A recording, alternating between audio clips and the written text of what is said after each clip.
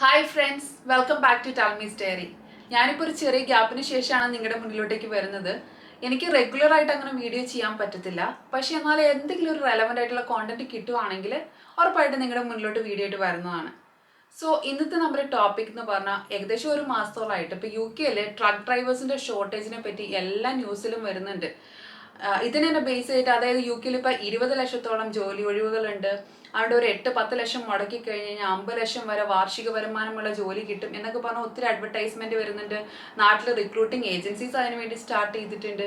അപ്പോൾ ഇതിലൊക്കെ എത്രമാത്രം വാസ്തവമുണ്ട്, നമുക്ക് ആർക്കൊക്കെ യു കെയിൽ ഇവിടെ വന്ന് അങ്ങനെ വർക്ക് ചെയ്യാൻ പറ്റും, അല്ലെങ്കിൽ യു എ ഇന്ന് ട്രക്ക് ഡ്രൈവർ ലൈസൻസ് ഉള്ള ആൾക്കാർക്ക് ഇവിടെ വന്ന് വർക്ക് ചെയ്യാൻ പറ്റുമോ, ഇതിനൊക്കെ പറ്റിയുള്ള ഒരു ഡീറ്റെയിൽ ആയിട്ടുള്ള ഒരു ഡിസ്ക്രിപ്ഷനാണ് ഇന്നത്തെ നമ്മുടെ ഈ വീഡിയോ. സോ നമുക്ക് വീഡിയോയിലോട്ട് പോവാം.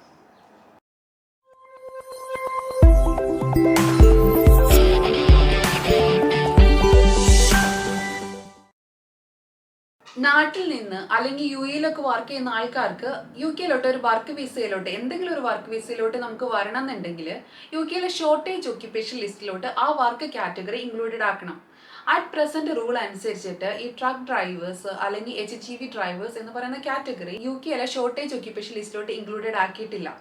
അതുകൊണ്ട് തന്നെയായിട്ട് നമുക്ക് നാട്ടിൽ നിന്ന് ആ ഒരു വിസ കാറ്റഗറിയിലോട്ട് ഒരിക്കലും ഇങ്ങോട്ടേക്ക് വരാൻ പോസിബിൾ അല്ല. ബ്രെക്സിറ്റിന്റെ ഭാഗമായിട്ട് യൂറോപ്യൻ യൂണിയനിൽ നിന്ന് യു കെയിൽ വന്ന് വർക്ക് ചെയ്യുന്ന ഒത്തിരി പേർക്ക് ഒരു 25,000ഓളം ട്രക്ക് ഡ്രൈവേഴ്സിന് തന്നെയായിട്ട് നാട്ടിലോട്ടേക്ക് തിരിച്ചു പോകേണ്ടി വന്നു. പിന്നെ കഴിഞ്ഞ 2 വർഷത്തോളമായിട്ട് കോവിഡിന്റെ കാരണം കൊണ്ടും ഒരു 40,000ഓളം ഡ്രൈവിംഗ് ടെസ്റ്റുകൾ ക്യാൻസൽ ചെയ്യേണ്ടി വന്നു. അപ്പൊ ഇതിന്റെയൊക്കെ ഭാഗമായിട്ടാണ് ഇപ്പൊ യു കെയിൽ ഇത്രയും ഡ്രൈവേഴ്സിന്റെ ഷോർട്ടേജ് വന്നിരിക്കുന്നത്. പക്ഷേ ഇത് ഗവൺമെന്റിനെ സംബന്ധിച്ച് ഓഫ് കോഴ്സ് ഷോർട്ടേജ് ആണെങ്കിൽ പോലും അതൊരു വലിയ ഇഷ്യൂ ആയിട്ട് ഇവർ കൺസിഡർ ചെയ്യുന്നില്ല. ഇപ്പൊ കറന്റ് ഡ്രൈവേഴ്സിന്റെ ഷോർട്ടേജ് അവർക്ക് ഓവർകം ചെയ്യാൻ വേണ്ടിയിട്ട് അവർ ടെമ്പററി വിസ അവർ ഇൻട്രൊഡ്യൂസ് ചെയ്യുന്നുണ്ട്. പക്ഷേ ഈ ടെമ്പററി വിസ കൊടുക്കുന്ന പറഞ്ഞാൽ യൂറോപ്യൻ യൂണിയനിൽ ഉള്ള ആൾക്കാർക്കാണ് കൊടുക്കുന്നത്. അല്ലാതെ നാട്ടിൽ നിന്നോ അല്ലെങ്കിൽ യു എയിൽ നിന്ന് വർക്ക് ചെയ്യുന്ന ആൾക്കാർക്കോ ടെമ്പററി വിസയിൽ വരാൻ പറ്റത്തില്ല. ടെമ്പററി വിസ ഡിസംബർ 24 വരെയാണ് വാലിഡ് ആയിട്ടുള്ളത്.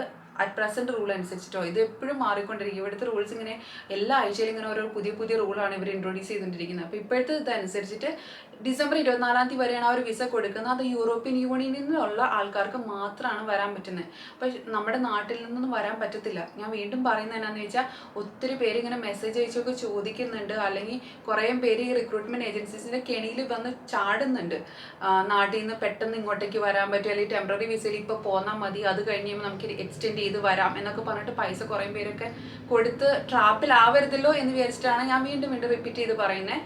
അത് യൂറോപ്യൻ യൂണിയനിലുള്ള ആൾക്കാർക്ക് മാത്രമാണ് അത് പറ്റുന്നത്. ഇപ്പോഴത്തെ ഗവൺമെന്റിന്റെ കാൽക്കുലേഷൻ വെച്ചിട്ട് ഈ ടെമ്പററി വിസയിൽ ഒരു 5,000 ഡ്രൈവേഴ്സിനോട് കിട്ടിക്കഴിഞ്ഞ് കഴിഞ്ഞാൽ ഇപ്പൊ കാണുന്ന ഈ ഷോർട്ടേജ് കുറച്ചൊക്കെ ഓവർകം ചെയ്യാൻ പറ്റുന്നതാണ് അവരുടെ കാൽക്കുലേഷൻ. പിന്നെ ഡ്രൈവിംഗ് ടെസ്റ്റുകളൊക്കെ ഇപ്പൊ ടെമ്പററി ആയിട്ട് സ്റ്റോപ്പ് ചെയ്തായിരുന്നു എന്ന് ഞാൻ പറഞ്ഞല്ലോ, അതൊക്കെ ഇപ്പൊ വീണ്ടും റീസ്റ്റാർട്ട് ചെയ്തിട്ടുണ്ട്. അപ്പോൾ ഓഫ് കോഴ്സ് ഇവിടെയുള്ള ആൾക്കാരെ തന്നെ അവർ റിക്രൂട്ട് ചെയ്യും. കാരണം ബ്രെക്സിറ്റിന്റെ മെയിൻ ലക്ഷ്യം എന്ന് പറയുന്നത് യൂറോപ്യൻ യൂണിയനിൽ നിന്നുള്ള ആൾക്കാരെ അല്ലെങ്കിൽ പുറമേ നിന്നുള്ള ആൾക്കാരെ കുറയ്ക്കുക, യൂറോപ്യൻ യൂണിയൻസിലെ എല്ലാവരും പറഞ്ഞു വിടുക എന്നുള്ളതാണ്. അപ്പൊ വീണ്ടും അവരെന്തായാലും അവിടെ നിന്ന് ആൾക്കാരെ ഇവിടേക്ക് കൊണ്ടുവരത്തില്ലല്ലോ.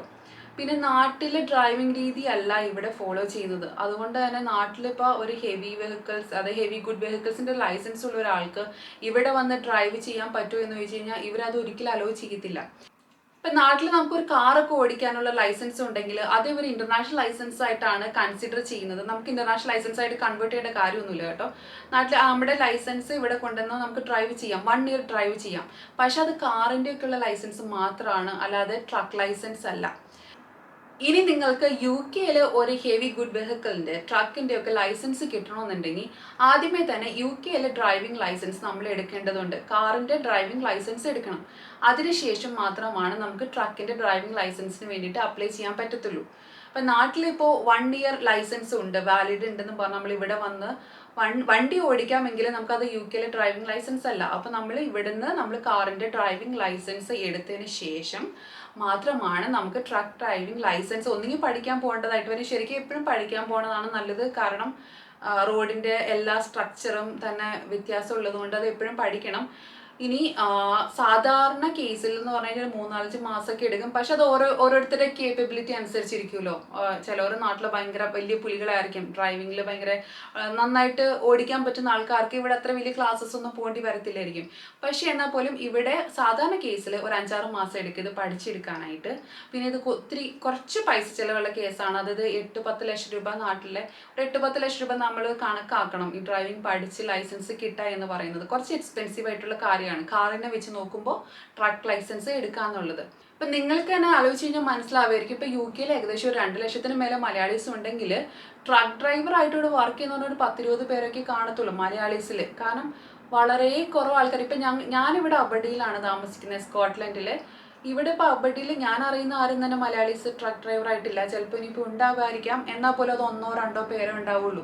കാരണം എന്ന് വെച്ചാൽ നമ്പർ ഓഫ് പീപ്പിൾ അതിന് അപ്ലൈ ചെയ്യുന്നത് വളരെ കുറവാണ്. ഒന്ന് എക്സ്പെൻസീവ് ആണ്, പിന്നെ അത്ര ഈസി അല്ല കിട്ടാനായിട്ട്. പിന്നെ ട്രക്ക് ഡ്രൈവിംഗ് ജോബ് എന്ന് പറയുന്നത് അത്ര ഈസി ആയിട്ടുള്ളൊരു ജോബും അല്ല. നമ്മളിപ്പോൾ 1-2 ദിവസത്തേന് വേണ്ടിയിട്ട് നമ്മൾ ലോങ് ട്രിപ്പ് പോവുകയാണ്. കുറച്ച് ഹെവിയാണ് ആ ജോബ്. പക്ഷെ എന്നാൽ പോലും ആൾക്കാർ അത് ചെയ്യാൻ വില്ലിങ് ആട്ടോ. കാരണം ഒത്തിരി സാലറി ഉണ്ട്. പിന്നെ ഡ്രൈവിംഗ് ഇഷ്ടമുള്ളവർക്ക് അത് ശരിക്കും എൻജോയ് ചെയ്ത് ചെയ്യാം. പക്ഷെ ലൈസൻസ് കിട്ടാനുള്ള ഒരു ബുദ്ധിമുട്ട് കൊണ്ട് തന്നെ അങ്ങനെ ഒത്തിരി പേര് അതിന് അപ്ലൈ ചെയ്ത് ഇവിടെ ട്രക്ക് ഡ്രൈവറായിട്ട് അത്ര ഈസി ആയിട്ട് മലയാളീസ് ചെയ്യുന്നില്ല. അപ്പം അങ്ങനെ നിങ്ങൾക്ക് ഊഹിച്ച് നോക്കാം, അത്രയ്ക്ക് ഈസി ആണെങ്കിൽ എന്തുകൊണ്ട് ഇവിടുത്തെ മലയാളീസ്, ഇവിടെ UK ഡിപ്പെൻഡൻ്റ് ആയിട്ട് നിൽക്കുന്ന ആൾക്കാർ, അല്ലെങ്കിൽ ഒത്തിരി വർഷങ്ങളായിട്ട് നിൽക്കുന്ന മലയാളീസ് ഉണ്ടല്ലോ, അവരൊക്കെ എന്തുകൊണ്ട് ട്രക്ക് ഡ്രൈവിങ്ങിന് പോകുന്നില്ല എന്ന് നിങ്ങൾക്കൊന്ന് ഊഹിക്കാവുന്നതേ ഉള്ളൂ. ഇതുപോലെ തന്നെയാണ് UAE ഹെവി വെഹിക്കിളിന്റെ ലൈസൻസ് ഉള്ള ഒരാൾക്കും UK ഡ്രൈവ് ചെയ്യണമെങ്കിൽ അത് പറ്റത്തില്ല. UK ലൈസൻസ് എടുക്കണം. പക്ഷേ അവർക്കുള്ളൊരു അഡ്വാൻറ്റേജ് എന്നാന്ന് വെച്ചാൽ UAE ലൈസൻസ് ഉള്ള ഒരാൾക്ക്, കാറിൻ്റെ ഒക്കെ ഒരു ലൈസൻസ് ഉള്ള ഒരാൾക്ക് അവർക്ക് ഇവിടെ വന്നിട്ട് കൺവേർട്ട് ചെയ്യാം. ഇവിടെ നമുക്ക് UK ലൈസൻസ് ആയിട്ട് കൺവേർട്ട് ചെയ്യാം. അവർക്ക് സെപ്പറേറ്റ് ആയിട്ട് ടെസ്റ്റ് ചെയ്യേണ്ടതായിട്ടില്ല. അപ്പോൾ അങ്ങനെ വരുമ്പോൾ അവരുടെ ലൈസൻസ് കൺവേർട്ട് ചെയ്ത് കാറിൻ്റെ, അതായത് UK കാറിൻ്റെ ലൈസൻസ് ആയിട്ട് എടുത്തിട്ട് പിന്നെ UK ഹെവി വെഹിക്കിൾസിൻ്റെ ടെസ്റ്റ് അവരും അറ്റൻഡ് ചെയ്യേണ്ടതുണ്ട്. ചുരുക്കി പറഞ്ഞാൽ എല്ലാവർക്കും ടെസ്റ്റ് അറ്റൻഡ് ചെയ്യണം. പക്ഷേ UAE എന്ന് പറയുന്ന ആൾക്കാർക്കാണെങ്കിൽ കാറിൻ്റെ ലൈസൻസ് സെപ്പറേറ്റ് എടുക്കേണ്ടതില്ല. പക്ഷെ നാട്ടിൽ നിന്നാണെങ്കിൽ കാറിൻ്റെ ലൈസൻസ് എടുക്കണം. ഇനി അടുത്ത ഡൗട്ട് നിങ്ങളുടെ വരാൻ പോകുന്നത് എങ്ങനെ നമുക്ക് ട്രക്ക് ഡ്രൈവറായിട്ട് ഇങ്ങോട്ടേക്ക് വരാം എന്നുള്ളതാണ്. അത് നേരത്തെ ഞാൻ പറഞ്ഞല്ലോ, റിക്രൂട്ട്മെന്റ് ഇല്ല, ഷോർട്ടേജ് ഓക്യുപ്പേഷൻ ലിസ്റ്റ് ഇൻക്ലൂഡഡ് ആക്കിയിട്ടില്ല. അപ്പം അറ്റ് പ്രസന്റ് നമുക്ക് ആർക്കും പോസിബിൾ അല്ല. ഇനിയിപ്പോൾ അടുത്ത ക്വസ്റ്റ്യൻ എന്ന് പറഞ്ഞു കഴിഞ്ഞാൽ നമുക്ക് ഇന്ത്യൻസിന് ആർക്കെങ്കിലും ഇവിടെ ട്രക്ക് ഡ്രൈവറായിട്ട് വർക്ക് ചെയ്യാൻ പറ്റുമോ എന്ന് ചോദിച്ചാൽ പറ്റും. ഓഫ് കോഴ്സ് പറ്റും. എങ്ങനെയാണെന്ന് വെച്ചാൽ ഇവിടെ എന്തെങ്കിലും ഒരു വിസ കാറ്റഗറിയിലുള്ള ഒരാളായിരിക്കണം. ഒന്നിവിടെ എനിക്കറിയാവുന്ന ആൾക്കാരെന്നൊക്കെ പറഞ്ഞു കഴിഞ്ഞാൽ കുറേ പേരെന്ന് പറഞ്ഞാൽ ഡിപ്പെൻഡൻറ്റ് വിസയിൽ വന്നവരായിരിക്കും. അവരുടെ സ്പൗസ്, അതായത് കൂടുതലും ട്രക്ക് ഡ്രൈവിങ്ങിന് പോകുന്നത് ആണുങ്ങളായതുകൊണ്ടാണ് ഞാൻ അങ്ങനെ പറയുന്നത്. അവരുടെ ഭാര്യമാർ ഇവിടെ എന്തെങ്കിലും ഒരു വിസ സ്റ്റാറ്റസിൽ വന്നേക്കുന്ന ആൾക്കാരാണെങ്കിൽ അവർ ഡിപ്പെൻഡൻ്റ് ആയിട്ടാണല്ലോ ഹസ്ബൻഡ്സ് നിൽക്കുന്നത്. അപ്പോൾ അവർക്ക് നമുക്ക് വിസ ഉള്ളത് കൊണ്ട് അവർക്ക് ഇതിന് വേണ്ടിയിട്ട് ഈ ലൈസൻസിന് വേണ്ടിയിട്ട് അപ്ലൈ ചെയ്യാം. ലൈസൻസ് കിട്ടുവാണെങ്കിൽ ട്രക്ക് ഡ്രൈവറായിട്ട് ചെയ്യാവുന്നതാണ്. ഇത് ശരിക്കും ഒരു അൺഎക്സ്പെക്റ്റഡ് ആയിട്ടുള്ളൊരു വീഡിയോ ആണ്. ഇതെന്ന് പറഞ്ഞു കഴിഞ്ഞാൽ ഇങ്ങനെ കുറേ അഡ്വർടൈസ്മെന്റ് കാര്യങ്ങൾ പറഞ്ഞുകൊണ്ടും എനിക്ക് കുറേ ക്വറീസ് വരുന്നതുകൊണ്ടും അതൊക്കെ ഓരോരുത്തർക്കായിട്ട് ആൻസർ ചെയ്യണ്ടല്ലോ എന്ന് വെച്ചൊരു വീഡിയോ ആയിട്ട് ഞാൻ ചെയ്തത് കേട്ടോ. അപ്പോൾ thank you so much for watching. Thank you. By.